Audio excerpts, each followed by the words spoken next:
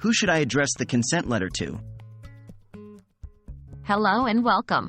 Today, we'll be talking about a critical aspect of drafting consent letters, the right way to address them. Consent letters are a formal method of communication, so who you address in your consent letter is a crucial factor. Let's get started. What is a consent letter? A consent letter is a document that grants permission to an individual or an organization to carry out a specific action. This could include things like allowing your child to travel with a guardian, providing consent for medical treatment, or giving permission for someone to access your personal information. Who should you address in a consent letter?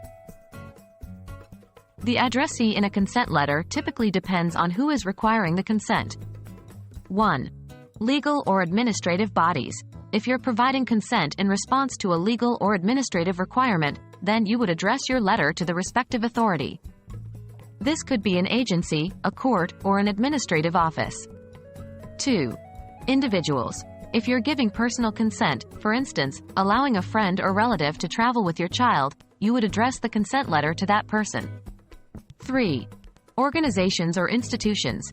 If the consent pertains to a school event or a medical procedure, it's generally addressed to the institution requiring the consent, such as the school or the hospital.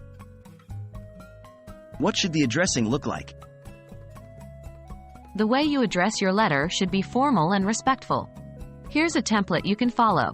For individuals, Dear individual's name. For organizations, organization's name, organization's address. For legal or administrative bodies, the respective authority's title, authority's address. Please ensure that all names and titles are correctly spelled and all details are accurate. We hope this guide has made it clear who you should address your consent letter to and how to do it appropriately. Remember, the key is to consider who is requiring the consent and ensure your addressing is formal and respectful. Thank you for watching, and don't forget to reach out if you have any more questions.